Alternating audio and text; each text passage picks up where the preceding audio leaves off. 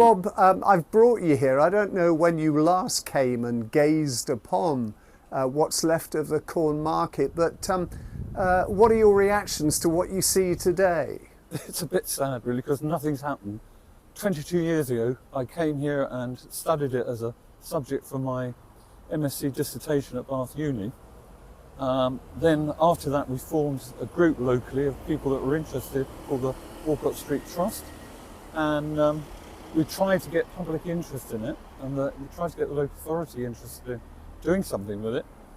And that kind of went on until about 2008-ish, and it kind of all petered out. Then I think somebody else was interested in it, but that never happened. And there it is today, exactly as it was 22 years ago when I first looked at it. I mean, it was only a sort of mid-Victorian creation. What was it about the building that you and others thought made it worth saving?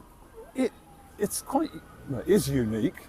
It's quite a nice, it's in a nice position on the river. It's got quite a nice interior, although it's very narrow. That's one of the problems with using it.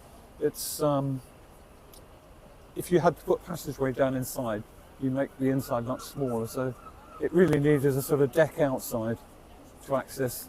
If it was going to be an art centre, it could have had studios, an art space. The ground floor would be great for shops. You know, it's got a lot of potential, but the problem is it's the whole site that's the problem, not just the market building. If it was just the market, I suspect it would have been developed. But the underground, underneath this car park, in front of it, you've got a myriad of vaults which have partially collapsed. And I'm not sure when they created this car park how well they roofed over them. Obviously there's reinforced concrete in there to stop the whole lot falling in, but you'd have to tackle the whole site really. It would be senseless not to. But it's in such a nice position on the river. And there has over the years been a fair bit of movement on the side of the Corn Market. Yeah, one of the reasons it's got scaffolding is because it started settling, and I'm not sure when. It's probably post World War II, and they were worried about its safety. They carried out, they did boreholes and all sorts of things to try and see if there was any easy remedy. But I think because the land along the riverbank is built up, and there's evidence of Roman occupation that they've unearthed further up, it's a sort of very unstable layers of soil, which are gradually compacted over time. It probably isn't a problem. With today's technology, you could probably solve it. It's not, but it needs the will to do the whole site. Doing it on its own, I don't think would work. What do you think is the best solution for this site? I mean, Baines are talking about the Milsom Quarter. They're talking about the redevelopment of the car park, which was the cattle market. I haven't seen a mention of the Corn Market, but I'm sure that would be included. It would be a great mistake not to include it, because it obviously forms quite a nice feature at the end of the car park. In terms of what they do here, if they're going to put a multi-storey building on it, then it's a bit of a shame because it will destroy the views. I think whatever they do, they need to try and keep the openness. You know, it could be a small park with. Maybe they could reuse the vaults, but you know, there's quite a cost involved in doing that. The car park is obviously important, the multi-storey, because it's one of the main places to park in the area. But this particular car park below us is limited. Yes, we won't go into the subject of car parks. That will really stir them up, I tell you, when they're watching this.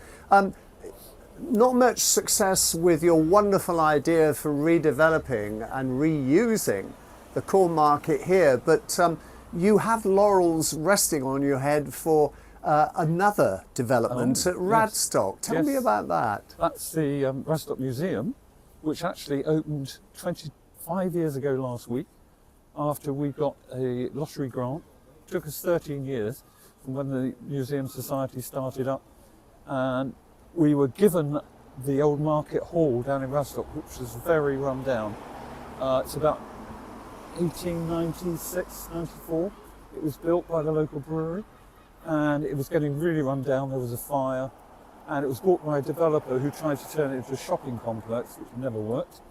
And then when Wanstead District Council was disbanded and Baines took over, they bought the building for our group, and then we went to the Heritage Lottery Fund, and we were one of the first people to be awarded a grant, 900,000, which enabled us to convert that building into what is a very successful little local museum. I have fond memories myself of going there a few years ago now, but you're dead right, it is a lovely museum. Does any part of your heart still lie in this area, Walcot Street? Oh God, yes. Amongst other things, I taught at Bath FE College for a few years. Having been a student at the university here, my partner lived here when I first met her. So yeah, I prefer Bath to Bristol, although I spent most of my student days in Bristol. Great city to be a student in, but I think Bath it's more compact and I think place. it's like you, 35 years living and working there, but I think Bath is the sort of city you come to at a certain point in your life. Yeah, yeah.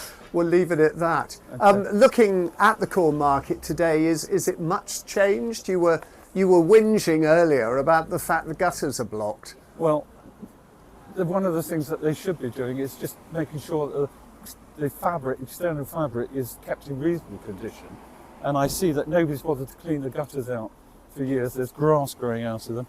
That means water will overflow down the facade, which gradually causes problems. I should imagine all the wooden windows are fairly rotten by now. I see the pigeons are enjoying the roof. There's a few slipped slates on there that need putting back. Well, when the sun's shining, that's quite a nice roof area for pigeons to sit and enjoy the warmth. Yes. Bob, it's lovely to put a face to a name. Right. And it would be interesting if somebody watching this actually thinks, oh, I don't know, I could have a go at doing something there. Yeah. Would you support that? Oh God, yes. Yes, certainly. And there's quite a few people still in this area that were involved originally in the Walcot Street Trust that would be delighted to see something happen. So, Good to meet you. and you, thanks very much.